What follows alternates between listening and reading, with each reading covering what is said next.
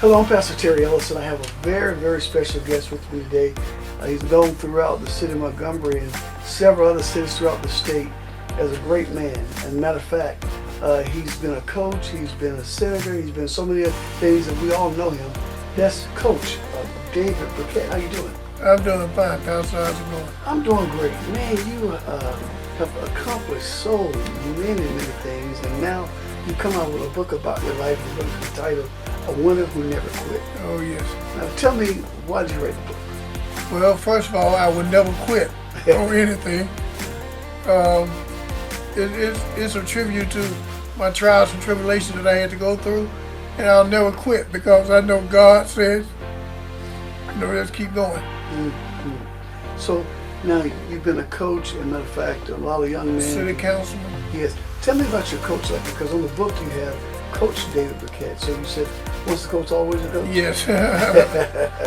Yes. So why did you come out with coach instead of just a senator or councilman? Why did you say coach? Well, the term coach resonates to a lot of people. And I coached for 31 years. And it just resonates with a lot of people. So I decided to use coach. Tell me some things that you put in the book that you really want your audience to know. Let's draw us into why we should read this book. Okay, well, I think they should read the book. It's inspirational, it's emotional, it's encouraging, and also it has that die-hard spirit. Don't ever give up on anything. I've had tributes like don't ever start something you can't finish. Well, that's what I want them to get out of the book. Well, it's uplifting. I noticed that there's a lot of even pictures in the book to kind of show you in different phases of your life. You were coaching for 31 years. You're on the city council for 3 terms, right? Yes, for 3 terms. And then you became a senator. Yes. And now the thing is that and you win the senator ballot, and then all of a sudden, what happened? Well, I went to the Senate from the 3rd term, my 3rd term. I ran, and it was just something where everybody doubted me. There was a lot of, oh, he must be crazy, man. He can't beat this, he can't beat that. And I decided, well, what did I have to lose? Because, first of all, you didn't have to resign from the city council. Right. So what I won or lost, I was going to be on the council anyway. Right. And I decided to run for the seat. It was open, but I never experienced the type of trouble that well, it's not trouble, it's good trouble that I had to go through. That has run 6 consecutive races in less than a year. Wow.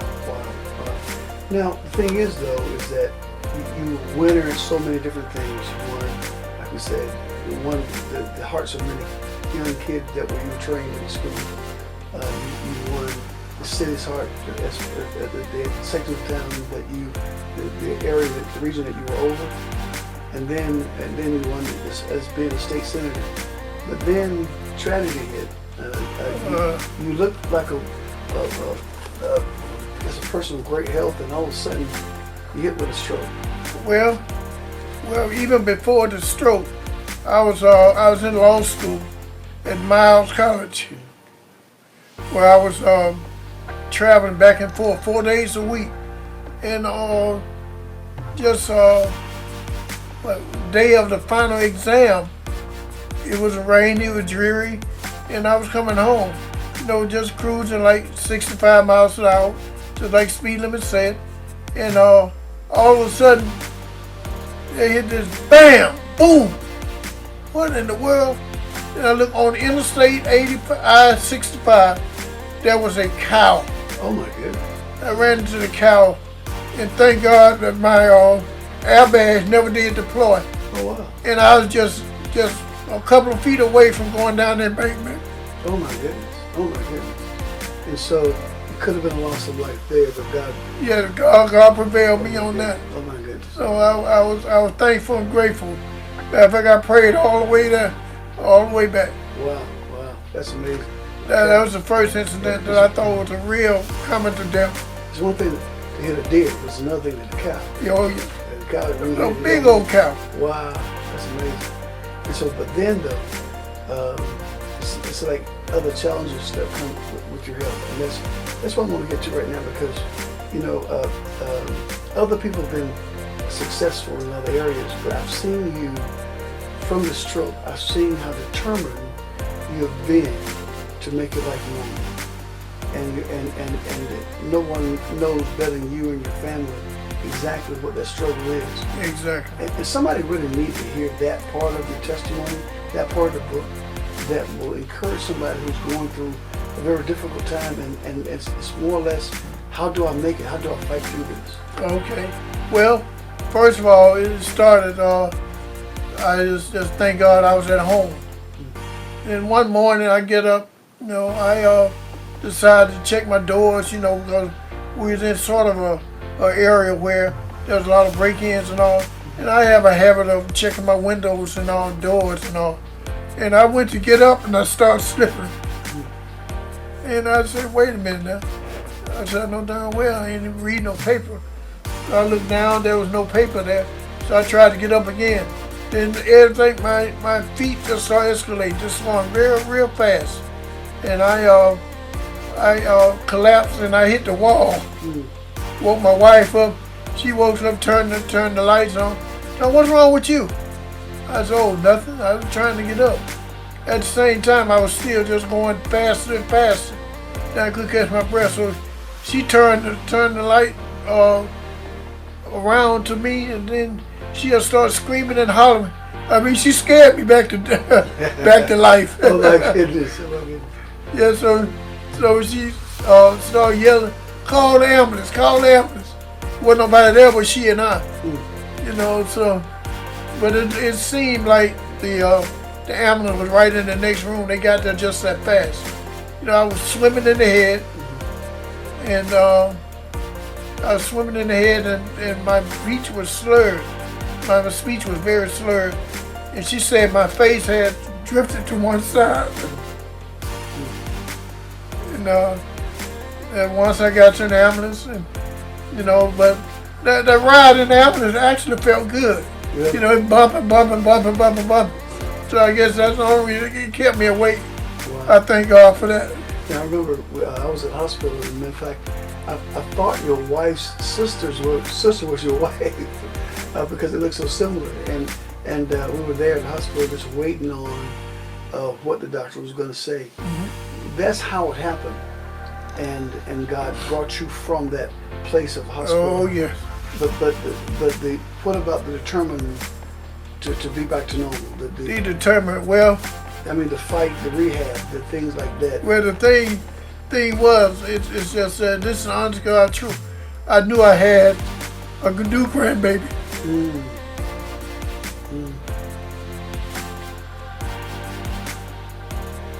And I fought real hard. I fought real hard, to be there for her. And I had my other 5 grandchildren. Well, I had all 5 grandchildren. So now they give me an extra, but I had all 5.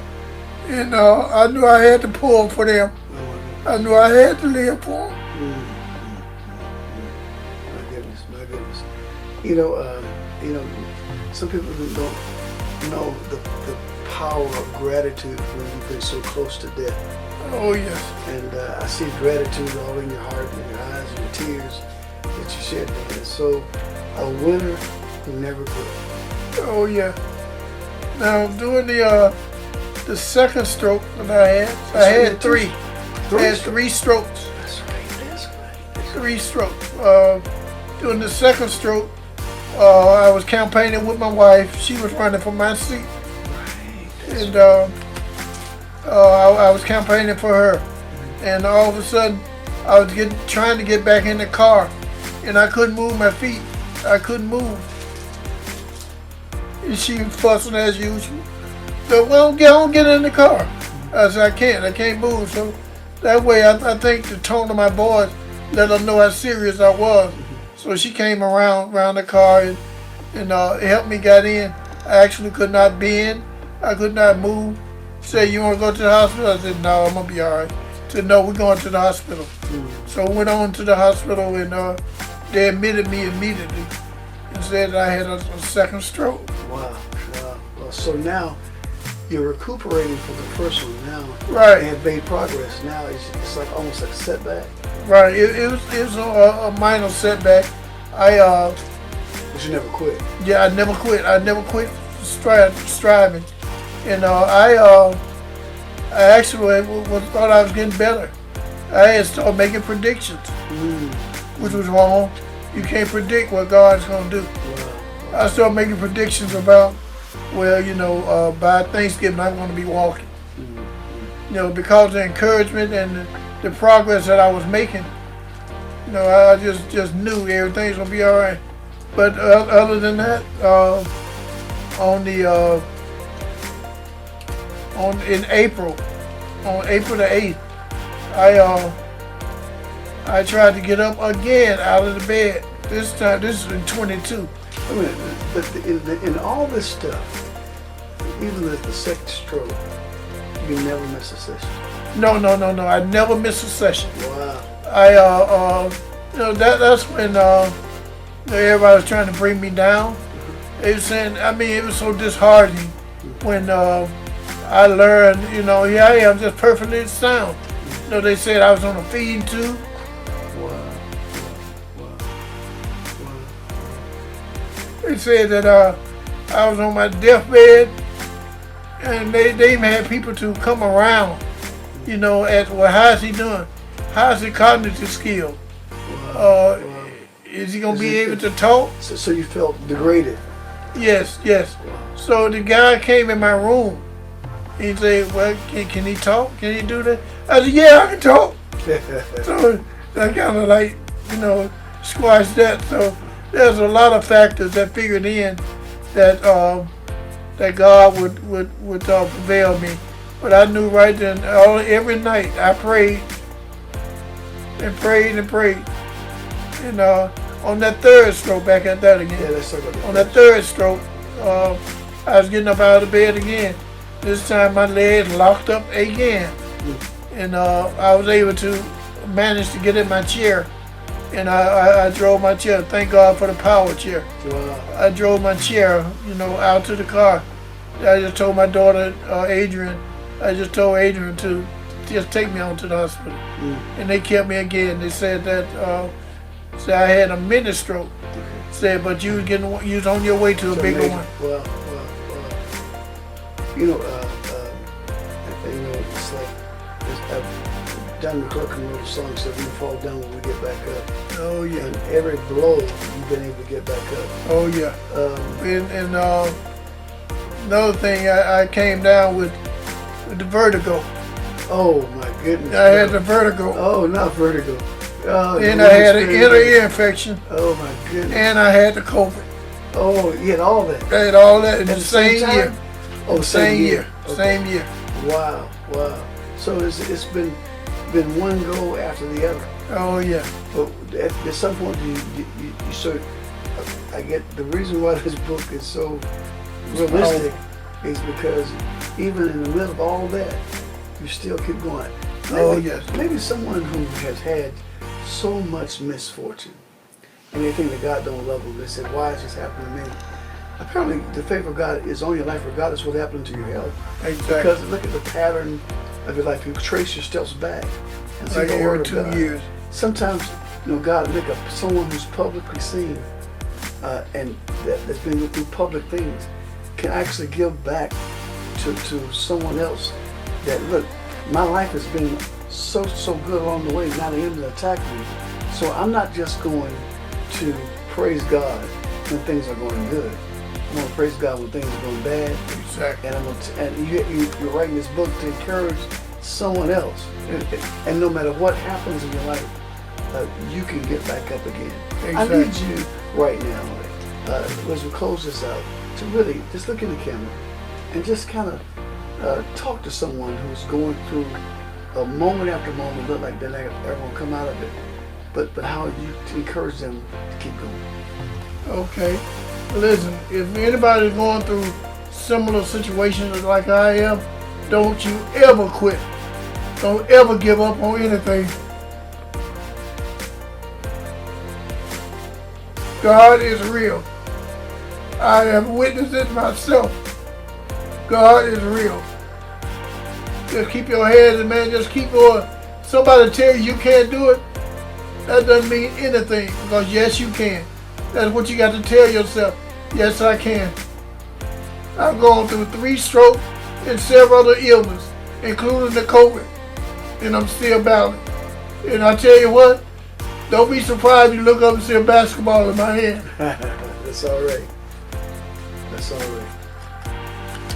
Now, how do we get this book? Because I know you're going to be here at New Life on next Sunday. Yes. On the first Sunday in December.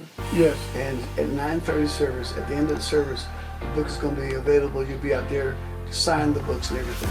Oh, yes. But now, along with that, so people might not make that particular service, what are some of the other avenues you can get the book from? Okay, the book is listed on Amazon, Kindle, Barnes and Noble, and any other distribution that's out there. You can purchase a book for $24.99.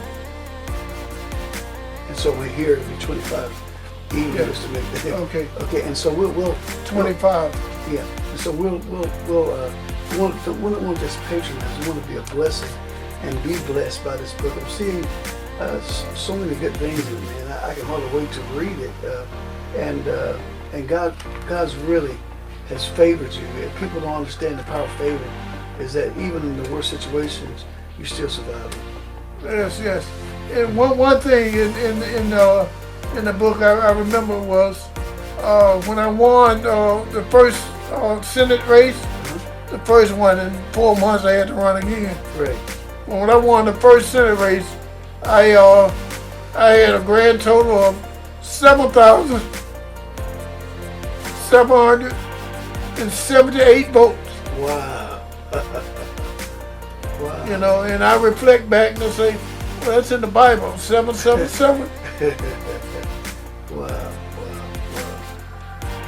Well, I just want you to know that I appreciate you, and I've watched you from far and near, and I'm proud of your accomplishments and proud that you've worked so hard. Proud you're here to share this book with somebody, because this book is going to bless somebody. Oh yeah, it's very, very inspirational. Well, God bless you. Okay, I Pastor. appreciate you so much. I thank you so much. Man. I love you. Love you too. I appreciate you so much. Listen, Okay. I want you to go get this book. The information will be on the screen, but get this book. It's going to bless you.